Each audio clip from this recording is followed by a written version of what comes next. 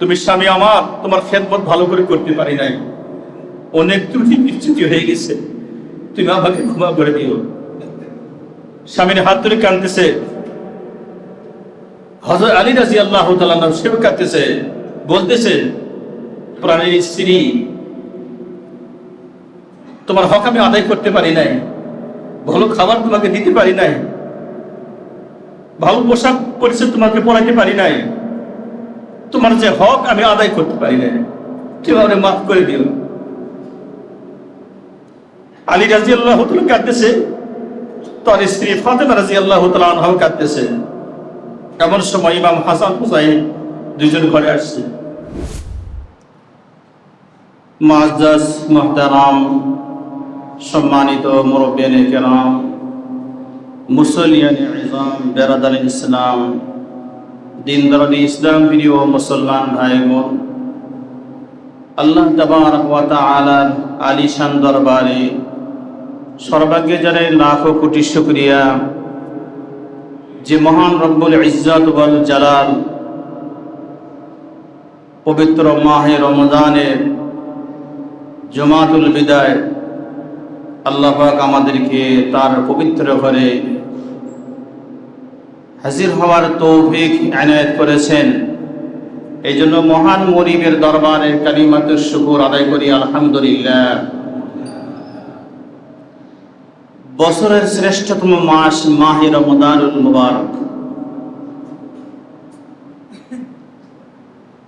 আর সপ্তাহের শ্রেষ্ঠতম দিন জুমার দিন। রমজানুল মুবারকের শ্রেষ্ঠতম মাসে শ্রেষ্ঠতম জুমার দিনে আল্লাহ পাক আমাদেরকে কবুল করেছেন। আমরা আল্লাহর ঘরে হাজরা দিতে পেরেছি, এই জন্য আবার শুকরিয়া আদায় করি আলহামদুলিল্লাহ। 24 সালে, গত 24 সালে রমজানুল মুবারকের এই জুমার দিনে আমাদের কাছ থেকে আমরা একসঙ্গে জুমার সালাত আদায় করেছি। ফিরে বছর এসে আজকের এই জুমার দিনে অনেক ভাই আমাদের কাছ থেকে চলে গেছে।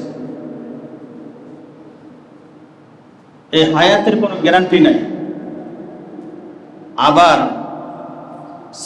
আগামী 26 সালে রমজান মাসে আমরা অনেকেই দুনিয়া ছেড়ে চলে যাব। আমরা অনেকেই দুনিয়া ছেড়ে চলে যাব, কবরের বাসিন্দা হয়ে যাব। এটাই দুনিয়ার নিয়ম। কারণ এই হায়াতের কোনো গ্যারান্টি নাই। আল্লাহ পাক এই ইলমটা মানুষকে দেন নাই যে কার কখন কোন সময় মৃত্যু হবে। আমরা কেউ জানি না। যদি জানতাম যে আমি আর 5 বছর বাঁচব, তাহলে কি আর দুনিয়ার সংসার করতাম? মৃত্যুর চিন্তায় পেরেশান হয়ে যেতাম। যদি এই খবরটা আমাদের জানা থাকতো, আগামী 1 মাস পরে আমার মৃত্যু হবে, দুনিয়ার সংসারে কোনো কাজ আর আমরা করব? কারণ 1 মাস পরে আমার মৃত্যু, আমি আর কি করব? দুনিয়া সব বাদ দিয়ে দিতাম। এই ইলমটা আল্লাহ রাব্বুল আলামিন তার নিজের কাছে রেখেছেন। স্বয়ং আজরাইল আলাইহিস সালাতু ওয়াস সালাম নিজেও জানেন না কার কোন সময় জান কবজ করতে হবে, তার নিজেরও জানা নাই, যতক্ষণ পর্যন্ত আল্লাহ রাব্বুল আলামিন হযরত জিবরাইল আমিন আলাইহিস সালাতু আজরাইল আলাইহিস সালাতু ওয়াস সালামকে না জানাইছেন। তাহলে এই হায়াতের কোনো গ্যারান্টি নাই। আল্লাহ রাব্বুল আলামিন মহামূল্যবান একটি মাস আমাদেরকে দান করেছেন, যে মাসটি 12 মাসের সর্দার, রমজানুল মুবারক। আজকে জুমার সালাত আদায়ের জন্য আসছি। সপ্তাহের মধ্যে শ্রেষ্ঠ দিন জুমার দিন। আল্লাহ পাক আমাদেরকে কবুল করেছেন। এই রমাদানুল মুবারক আল্লাহ রাব্বুল আলামিন আমাদেরকে দিয়েছেন আমাদেরকে খাঁটি বানাবার জন্য, পুত এবং পবিত্র বানাবার জন্য। আল্লাহ রাব্বুল আলামিন মাহে রমাদানুল মুবারক আমাদেরকে দান করেছেন। আমরা জানি না আমরা কতটুকু আল্লাহ পাককে খুশি করতে পেরেছি। এই রমাদানুল মুবারক পেয়ে আল্লাহকে আমরা কতটুকু খুশি করতে পেরেছি, আল্লাহু আলাম, আল্লাহ পাকই ভালো জানেন।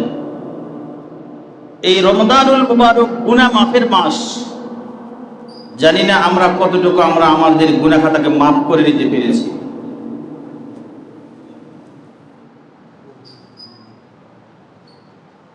আর মাত্র কয়েকটা দিন বাকি আছে। আল্লাহ পাক তওবাকারীকে পছন্দ করেন। তওবা, যে গুনাহ করে, গুনাহের উপরে অনুতপ্ত হয়ে আল্লাহর কাছে তওবা করে, আল্লাহ পাক তার উপর আল্লাহ পাক খুশি হয়। এই জন্য আল্লাহ রাব্বুল আলামিন মাহে রমজানুল মুবারকে তওবার দ্বার আমাদের জন্য উন্মুক্ত করে রেখেছেন, খুলে রেখেছেন। এখনো সময় আছে, এখনো সময় আছে। আল্লাহ পাক তার বান্দাকে মাফ করে দিতে পারেন, এ ক্ষমতা আল্লাহ পাকের আছে। এখনো বাকি কয়টা দিন আছে। আমরা বিশুদ্ধ তওবা করি আল্লাহর কাছে মাফ চাই, ক্ষমা চাই। আল্লাহ পাক যেন আমাদের জিন্দেগীর সমস্ত গুনাহ খাতাগুলি মাফ করে দেন। কারণ আল্লাহ পাক নিজে বলেছেন, কুল ইয়া ইবাদিয়াল্লাযীনা আসরাফু আলা আনফুসিহিম লা তাকনাতু মির রাহমাতিল্লাহ ইন্নাল্লাহা ইয়াগফিরুয যুনুবা জামিআ ইন্নাহু হুয়াল গফুরুর রহিম। আল্লাহ পাক নিজে বলেছেন, বান্দা, হে আমার বান্দা, তোমরা নিজের নফসের উপরে জুলুম করেছো, অন্যায় করেছো, আমার কাছে মাফ চাও।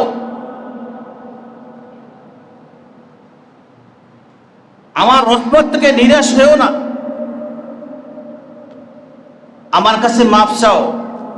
আমি আল্লাহ রাব্বুল আলামিন, ইন্নাল্লাহা ইয়াগফিরুয যুনুবা জামিআ, আমি আল্লাহ পাক তোমাদের অতীতের সমস্ত গুনাহ মাফ করে দিব। ইন্নাহু হুয়াল গফুরুর রহিম, একমাত্র আমি ক্ষমাশীল, দয়ালু, আমি মাফ করে দিতে পারি। তো আল্লাহ পাক আমাদের জন্য রহমতের দ্বার উন্মুক্ত করে রেখেছেন, তওবার দ্বার আমাদের জন্য উন্মুক্ত করে রেখেছেন। আমরা আল্লাহর কাছে ক্ষমা চাইলে আল্লাহ পাক আমাদেরকে ক্ষমা করে দিবেন। যে রমজান মাস পাইলো, নিজের গুনাহ খাতাকে মাফ করে নিতে পারলো না, তার মতো হতভাগা পোড়া কপালওয়ালা সারে জাহানে খুঁজে পাওয়া যাবে না, সারে জাহানে খুঁজে পাওয়া যাবে না। আমাদের যত হাজত আছে, যত প্রয়োজন আমাদের আছে, আমরা আল্লাহর কাছে পেশ করি। আল্লাহ পাক দিন রাত 24 ঘন্টা, এই মাহে রমজান দিন রাত 24 ঘন্টায় দোয়া কবুলের সময়, দিন রাত 24 ঘন্টায় দোয়া কবুলের সময়। আপনি যে দোয়া আল্লাহর কাছে করবেন, সেই দোয়া আল্লাহ পাক কবুল করবেন। আল্লাহ পাক এমন একটি মাস আমাদেরকে দান করেছেন, মহামূল্যবান মাস আল্লাহ পাক আমাদেরকে দান করেছেন। এই জন্য হাজরিন, এই মাস আমাদের সামনে আর আসবে কিনা। নবী আলাইহিস সালাতু ওয়াস সালামের দরবারে একজন সাহাবী এসে বলেন, ইয়া রাসূলুল্লাহ, হাবিবাল্লাহ, আমি মস্ত বড় অন্যায় করেছি, অপরাধ করেছি, আমাকে এর থেকে বাঁচান। নবী আলাইহিস সালাতু ওয়াস সালাম, কি অন্যায় করেছো, কি অপরাধ করেছো? বলে, আমি জিনা করেছি, আমি জিনা করেছি, আমি এর থেকে পুত এবং পবিত্র হতে চাই,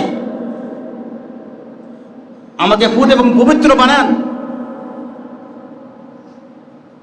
কি করলে আমি এর থেকে মুক্তি পাবো, নাজাত পাবো? সাহাবী নবী আলাইহিস সালাতু ওয়াস সালামকে বলতেছেন, ইয়া রাসূলুল্লাহ ইয়া হাবিবাল্লাহ, আমি জিনা করেছি, আমাকে এর থেকে পূত এবং পবিত্র বানান। নবী আলাইহিস সালাতু ওয়াস সালাম সাহাবীর এই কথা শোনার পরে চেহারা ফিরে নিলেন। আবার সাহাবী বলেন, ইয়া রাসূলুল্লাহ ইয়া হাবিবাল্লাহ, আমি জিনা করেছি, মস্ত বড় অন্যায় করেছি, এর থেকে আমাকে বাঁচাবার ব্যবস্থা করেন। নবীজি আবার চেহারা ফিরে নিলেন। তৃতীয়বার সাহাবী বললেন, ইয়া রাসূলুল্লাহ ইয়া হাবিবাল্লাহ, আমি জিনা করেছি, মস্ত বড় অপরাধ করেছি, অন্যায় করেছি, আমাকে এর থেকে পূত এবং পবিত্র বানাবার ব্যবস্থা করেন। নবী আলাইহিস সালাতু ওয়াস সালাম সাহাবীদেরকে বললেন, ও আমার সাহাবীরা, সে যে কথা বলতেছে এটা তার সত্য কথা কিনা একটু তোমরা যাচাই করে দেখো, খোঁজ খবর নিয়ে দেখো। সাহাবীর একটা টিম বের হয়ে গেলেন, খোঁজ খবর নিয়ে দেখে হ্যাঁ সত্যই সে জিনা করেছে। এসে নবী আলাইহিস সালাতু ওয়াস সালামের কাছে বললেন, ইয়া রাসূলুল্লাহ, হ্যাঁ সে জিনা করেছে। নবী আলাইহিস সালাতু ওয়াস সালাম সাহাবীদেরকে হুকুম দিলেন, গর্ত খনন করো। গর্ত খনন করলেন, কোমর বরাবর গর্ত খনন করার পরে তাকে গর্তের মধ্যে নামালেন, মাটি দিয়ে পুঁতে ফেললেন। এরপরে সাহাবীদেরকে হুকুম দিলেন, তোমরা তাকে সঙ্গে সার করে পাথর নিক্ষেপ করো। যেহেতু সে বিবাহিত, তার স্ত্রী আছে, তারপরে সে কেন জিনা করলো, তার সাজা তাকে পাথর নিক্ষেপ করো। তখন সাহাবীরা চতুর্দিক থেকে তাকে পাথর মারতে আরম্ভ করলেন।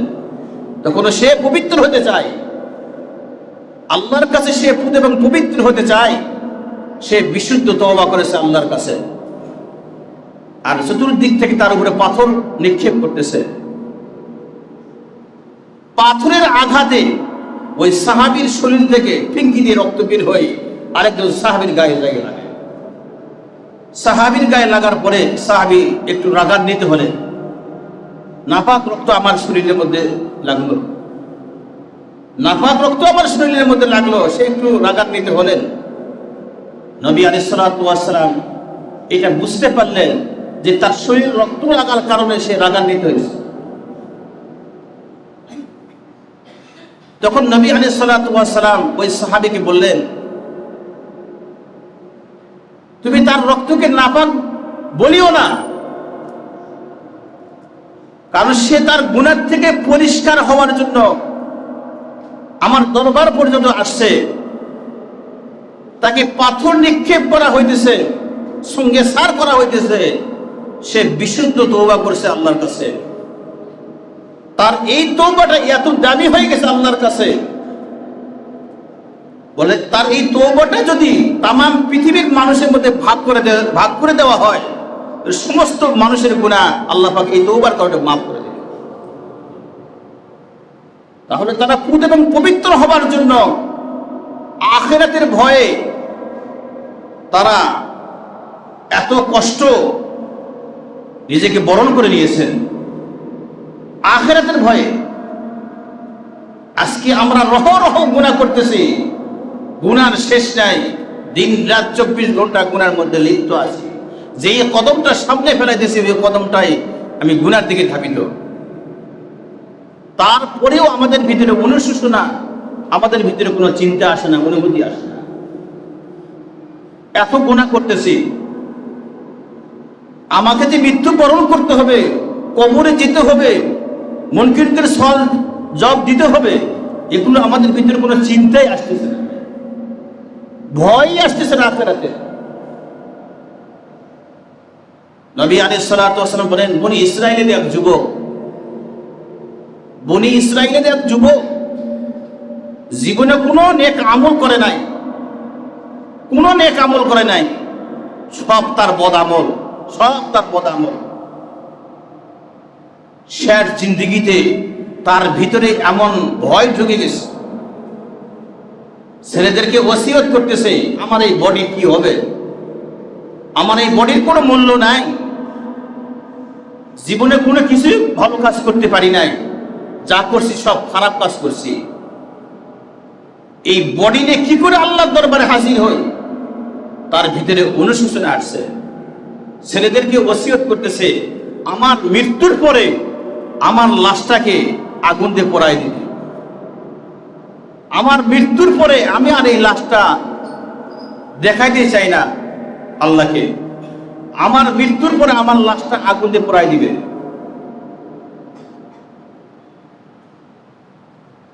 ঠিক তাই তার মৃত্যু হয়ে গেল। ছেলেরা তাকে তার ওসিয়ত মোতাবেক তাকে আগুন দিয়ে পুড়ে দিলেন।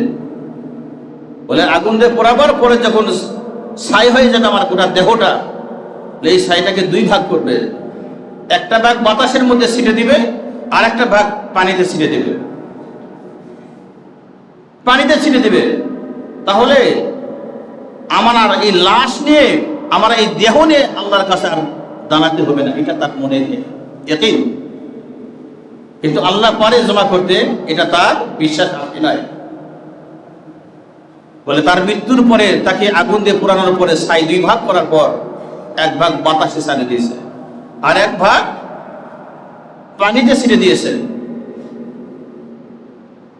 সে চাইছিল যে তার নিজের দেহটাকে আল্লাহর কাছে আর পেশ করবে না, দেখাবে না। কিন্তু তারা তো সব করেই ফেললো। এদিকে আল্লাহ রাব্বুল আলামিন বাতাসকে নোটিশ করলেন, হে বাতাস, তোমার কাছে যে ছাইগুলো ছিটে দিয়েছে, এই ছাইগুলো এক জায়গায় করো।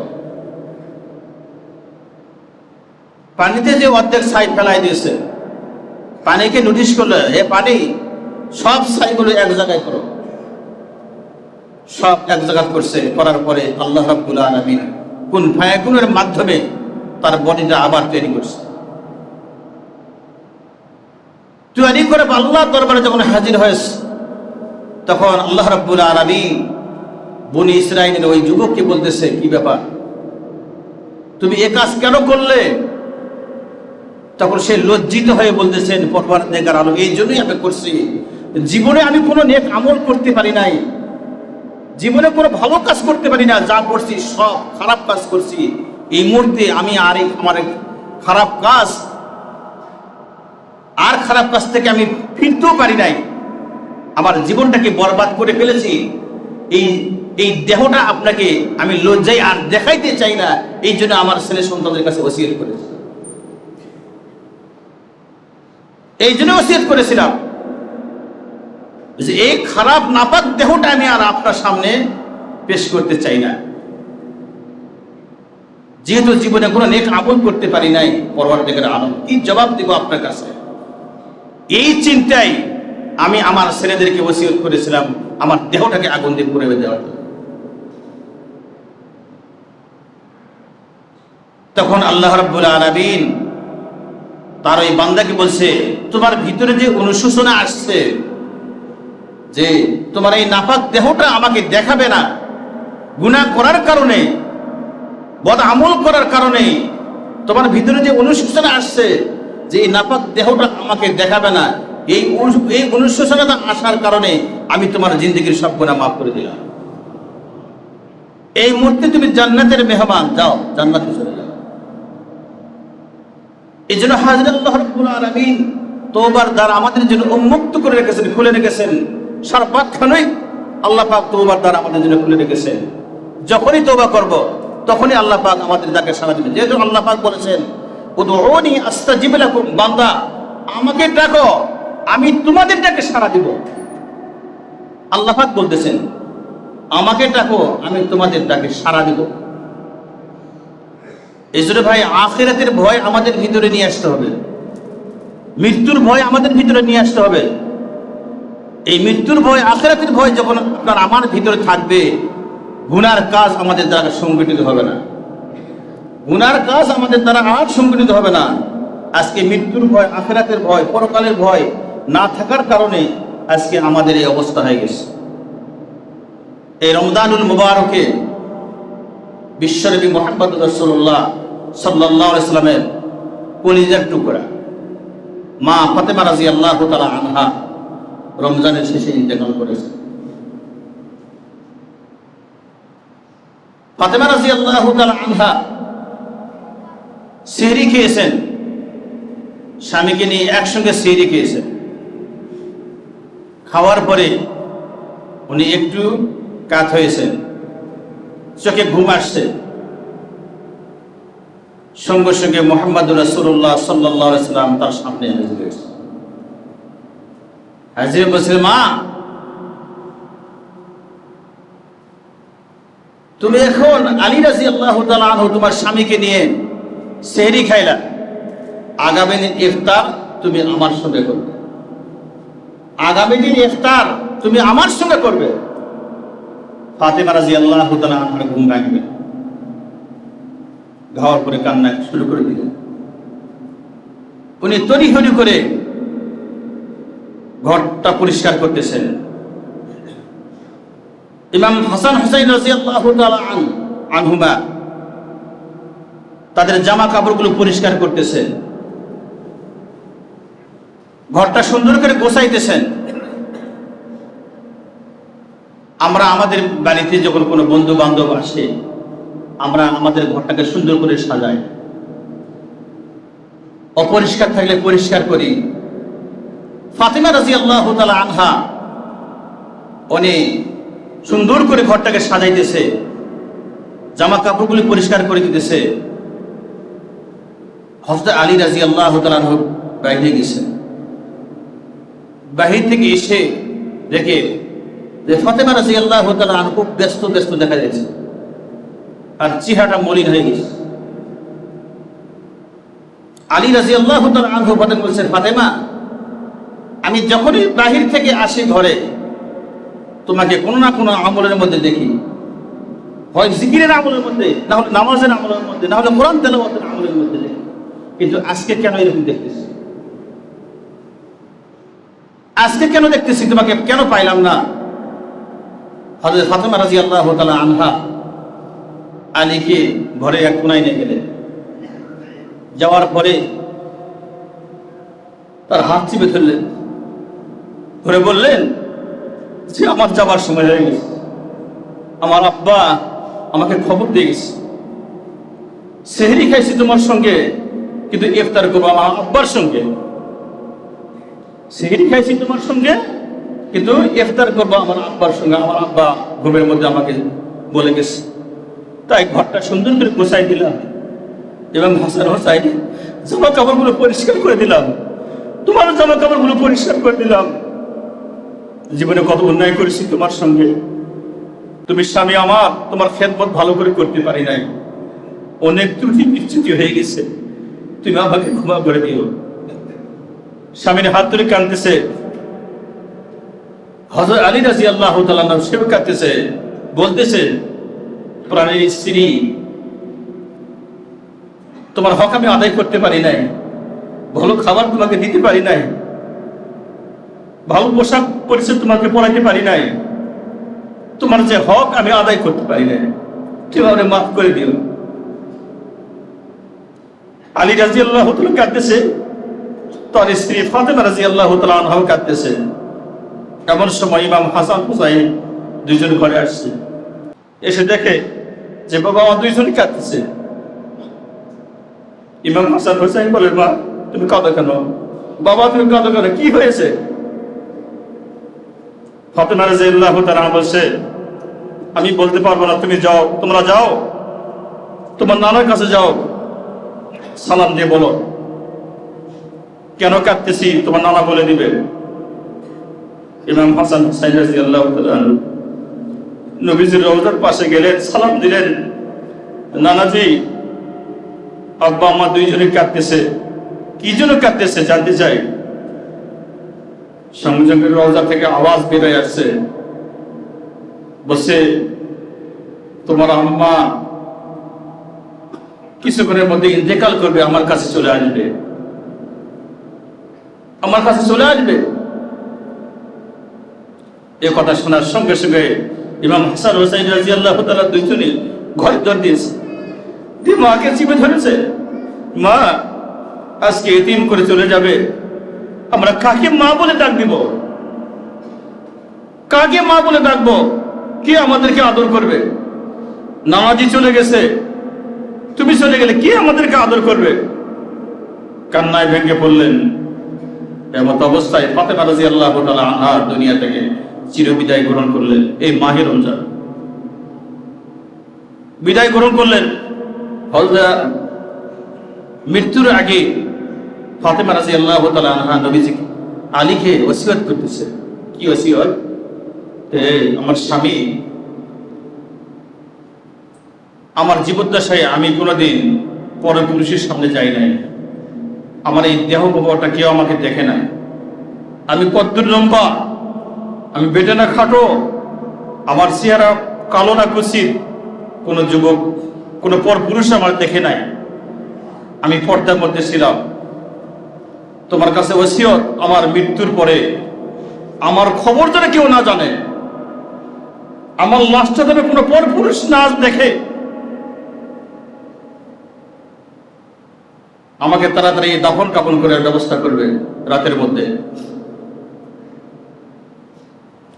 নবী আলাইহিস সালাতু ওয়াস সালাম তার ওসিয়ত মোতাবেক তাকে দাফন কাফন করলেন। কবর খাটলিয়ার উপরে উঠাইছেন। খাটলিয়ার উপরে উঠানোর পরে একদিকে হাসান, একদিকে হোসাইন, কারণ লোকজন 4 জন লাগবে, একটা খাটলিয়া ধরতে 4 জন লাগবে। একদিকে হাসান ধরছে, একদিন হোসাইন ধরেছে, আর একদিকে আলী রাদিয়াল্লাহু তাআলা আনহু ধরছেন, কিন্তু বহন করতে পারতেছেন না খাট।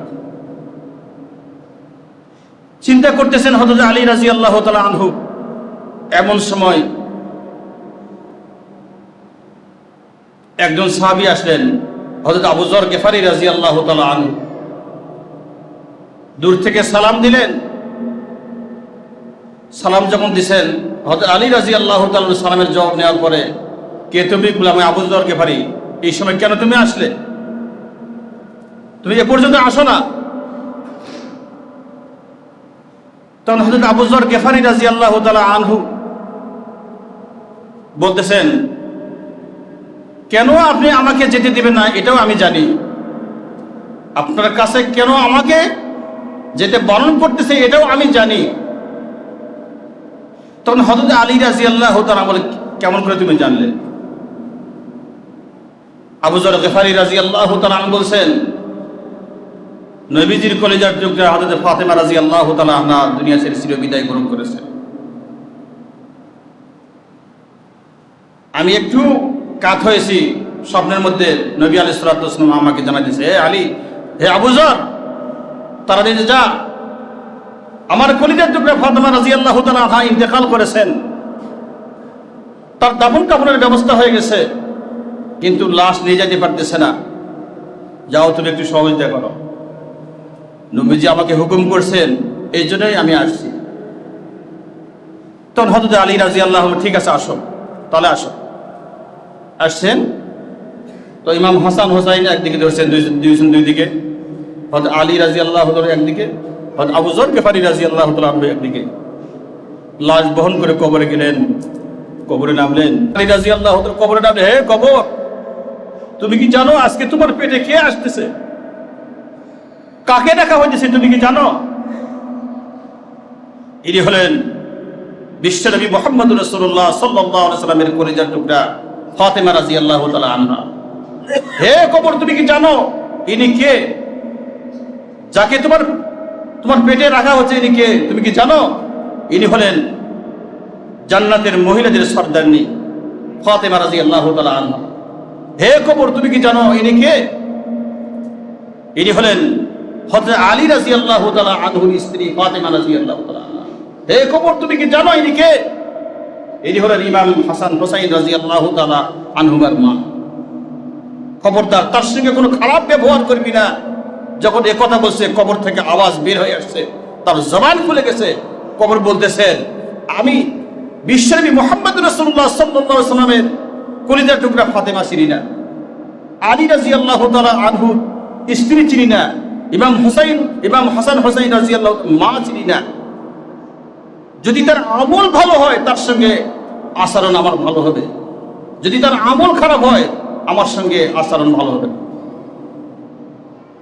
চিন্তা করেন, নবীজির মেয়ে তাকে এই ধমক দিতেছে যে আমল যদি ভালো হয় তার সঙ্গে আমার আচরণ ভালো হবে, আর আমল যদি খারাপ হয় তার সঙ্গে আমার আচরণ ভালো হবে না। আমাদের কি অবস্থা হবে? আমাদের কি অবস্থা হবে? এই জন্য হাজরিন, কবরের জন্য চিন্তা করি। একা যখন আপনি ঘরের মধ্যে থাকেন, জানলা দরজা সব কিছু বন্ধ করা আছে, তারপরেও ভয় লাগে। জানলা দরজা সব আলোর ব্যবস্থা আছে, তারপরেও কি ভয় লাগে। আর কবর একাইত্বের ঘর, নির্জন ঘর, যেখানে কোনো বসতি নাই, যে ঘরের মধ্যে কোনো জানলা নাই, দরজা নাই, যে ঘরের মধ্যে কোনো বিছানা নাই, যে ঘরের মধ্যে কোনো আলো নাই, কি সম্বল তৈরি করেছেন কবরের জন্য। এই জন্য হাজির রমজান মাস আমাদের কাছ থেকে বিদায় নিয়ে চলে যাইতেছে, আবার সামনের রমজান মাস 24 সালের রমজান মাস আবার পাবো কিনা আল্লাহু আলাম, আল্লাহ পাকি ভালো জানেন। কাজেই আল্লাহ রাব্বুল আলামিন বলেন, তুবু ইলাল্লাহি তাওবাতান নাসুহা, ও বান্দা এখনো সময় আছে, আমার কাছে বিশুদ্ধ তওবা করো, আমি আল্লাহ রাব্বুল আলামিন তোমাকে মাফ করে দেব। আল্লাহ পাক বলতেছেন ফাফিরু ইলাল্লাহ, ও বান্দা তুমি অন্য রাস্তায় চলে গেছো, ফিরে আসো আমার দিকে, ফাফিরু ইলাল্লাহ, ফিরে আসো আমার দিকে। ইস্তাগফিরু রাব্বাকুম, আমার কাছে তওবা করো, ইন্নাহু কানা গফফারা, আমি আল্লাহ রাব্বুল আলামিন তোমার তওবাকে কবুল করে তোমার জিন্দেগীর সমস্ত গুনাহ খাতা মাফ করে দেব। আমরা আল্লাহর কাছে দরখাস্ত করি, আল্লাহ রাব্বুল আলামিন যেন আমাদেরকে, আমাদের হায়াতকে দারাজ করে সামনের রমজান মাস পর্যন্ত আমরা যেন বুঝতে পারি, সেই তৌফিক আল্লাহ পাক আমাদেরকে দান করুন। আমিন।